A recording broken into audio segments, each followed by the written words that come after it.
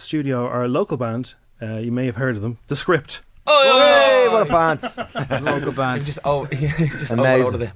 Should we start this interview with bone picking?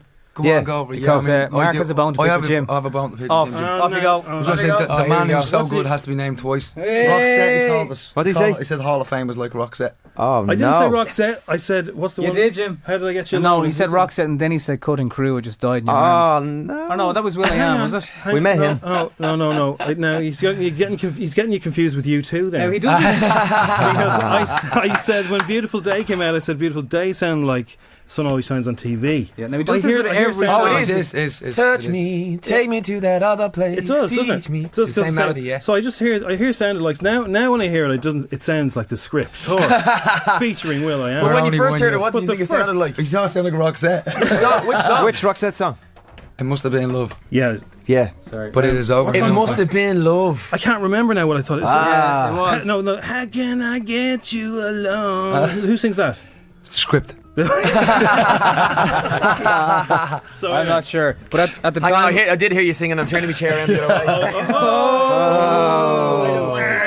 You can be on And my he just team. did. Speaking of The Voice, when that came along, Yeah. right? Was that a band decision, or was it like this is going to be great for the profile of the band? Or No, it was kind of wait, a bad decision, really. I came to the lads and said, "Listen, we offered this." I went in for kind of like an interview or whatever it was, and I said, "Listen, I'm after kind of nailing this thing," and we then put it to the band. What do you reckon? And the lads were like, "Yeah," particularly Mark was a massive fan of it in the States. Yeah. So we kind of watched that, and we kind of gotten to this level where people know us, right? Especially, I mean, in Ireland everyone knows us, but in the UK some people know the songs and know us but don't know the name of the band, or they know the name of the band and the songs but they don't know what we look like.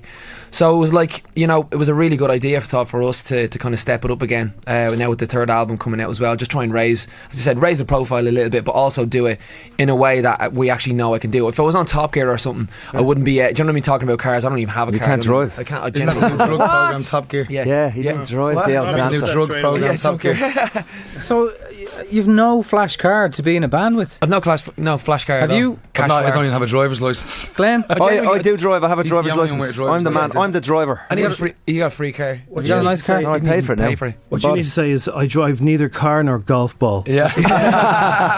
Anyone He else? bleeding drives me Yeah, mad, let me tell you. yeah. I'm actually trying to learn golf. Funny enough. I don't at all, though. No flash cars. You have to spend a fortune on chauffeurs.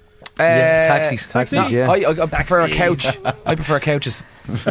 Do taxi drivers ask you guys the same things as us? Same thing. No, they're Yeah. too busy talking about themselves, in fairness. Is it never- lad now, I tell you. Nice and stuff. We laugh all the normal things you do. Are you working all night? Yeah. You busy tonight? He's You don't know busy, what aren't to you? say to a taxi driver. In fairness, he has the I same don't life give a as shit us. at what he's actually done. I get in the car and go, so you busy tonight?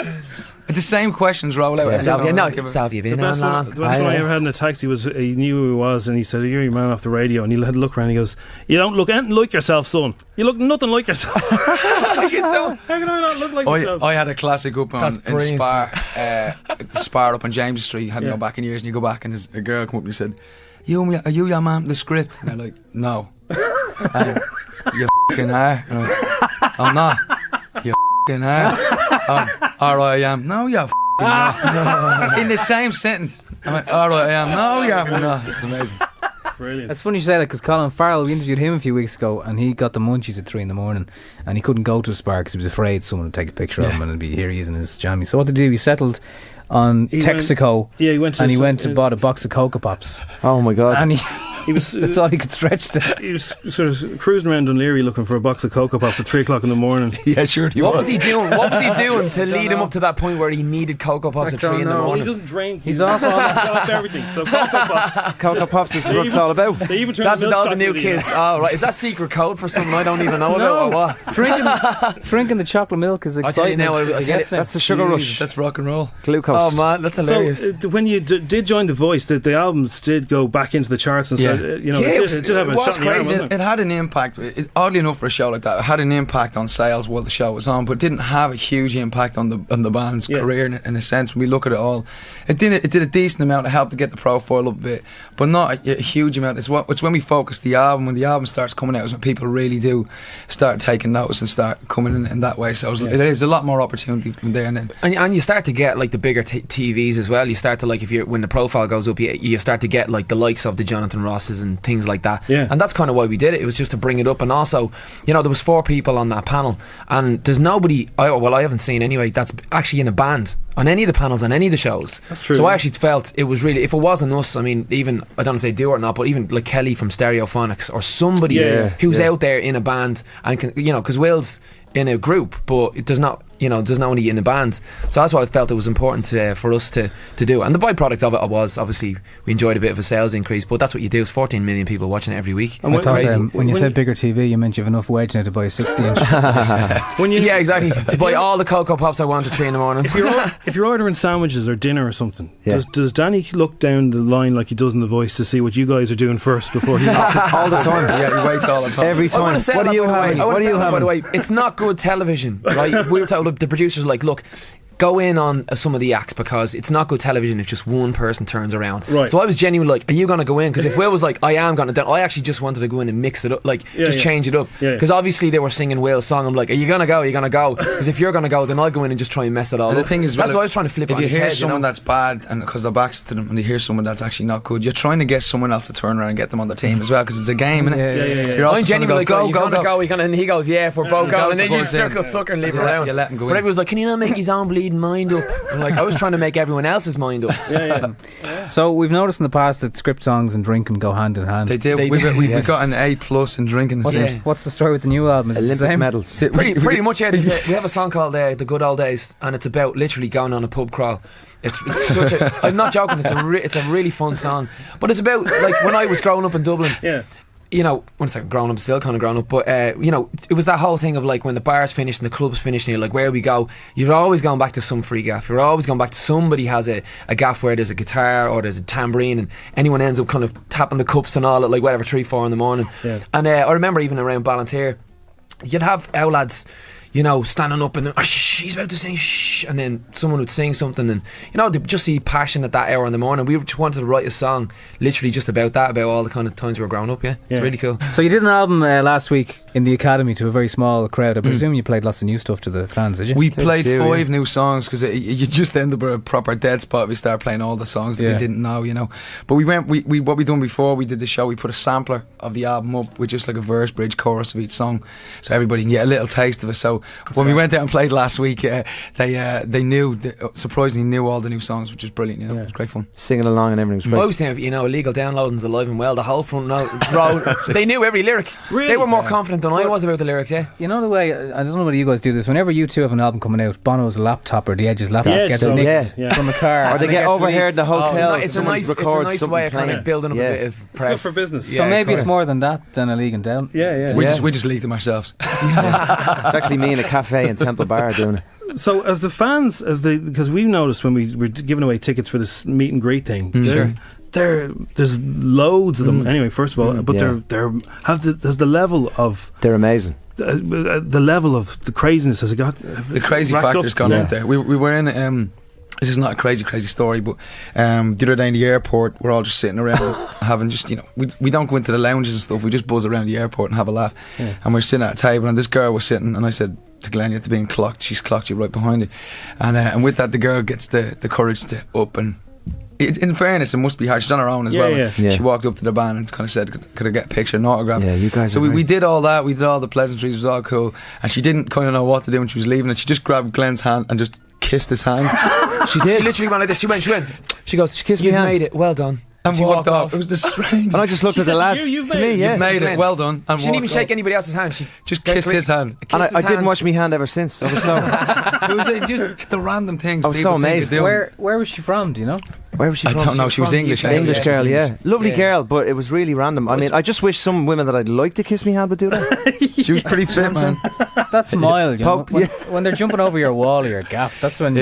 But once you go on television, you're just opening it up. I didn't to realise how anybody. bad it was going to get for him until I went out with him in London, and it's ridiculous. I mean, we went in, had a drink in one of the pubs in London. Yeah. We walked outside, there was about 12 of them there with cameras. I was like, dude, I'm going the other way. And he just stood there and... And what are they like to you in the UK? He got snapped. They're snapped. really good. Yeah. Are they? Yeah. So you haven't had that negative side of it yet. Yeah, but there's been quite a big negative side. One of the negative sides I thought was bloody hilarious. It actually happened in an Irish newspaper. The Voice had just ended. We all decided to celebrate, so we all went out to a nightclub to have a laugh. You know, just all getting drunk in a nightclub. Leave the next day. We read cheek of Danny O'Donoghue with his 2 bouncers walking around. I was like, I'm the bouncer. Me and Mark. I thought that Just was because I wore a Things have blazer. changed for Danny O'Donoghue walking around with his who 2 do you think he is? bouncers. It's 2 bouncers. I'm like, that's what we are now. Oh, the joke's on them then. That's so funny. He's going to wear a blazer. I'm going to be our bouncer. He also got snapped. He also got snapped talking to Bo Bruce. That's right. Oh, Like yeah. snapped, and it was a big bleeding front page. It was like Danny O'Donoghue having cheeky cigarette outside, and I'm like, hang on a minute, me. he's at least a foot smaller, has an earring, and looks nothing like me. Yeah. But they got the back And of the a lot head. better looking. Yeah, I'm like, And like, does it drive you mad if you see anything that's negative or nah. You have to kind of You go with the just punches. roll It's with part it. of the gig, isn't it? You're out there. What do you just do? don't read it or whatever? It's not. Yeah, Look, it's not slander stuff. It's not. I'm not sitting there like waking in the morning going, oh god. It's just like whatever. Well, it's I'm- easier for you just because you're fodder. in a gang. Yeah. I'm starting to have a laugh for it. Yeah, we batter anyone. You know. Yeah. I'm starting to have a laugh for it because we're standing there one day, just having a few drinks, the lads having a joke. And then the reporter from The Sun comes up and she's talking away to me and she says, just the stupid questions they give you in the first place, and you're going to expect a stupid answer if you give me a stupid question. Okay. So he's Danny going to get his own show now after this, and just like Terry Wogan, I went, there he is, the new Terry Wogan. I went, Terry, what's the story in your new song? I was shouting across the pub and he's joking back to me going, and doing a Terry Wogan voice back to me. All over the paper the next day, BBC are offering That's Danny right. O'Donoghue Terry he's Wogan. did a solo show as Terry Wogan. I'm thinking, when jokes go wrong, I was joking, missus. So do you know what's going to be next single after this current one with Will.i.am? We think right now, we've put it online, we're just looking for the feedback, but right now it seems to be leaning towards a song called 6 Degrees of Separation. Okay. Yeah, we don't. It's that our Good Old Days. Good Old Days is one of our favourites that we love playing it every night, so it's one of those things that we would love to put that. Because it has alcohol in it. And that's the only reason. That's the only reason. Only reason.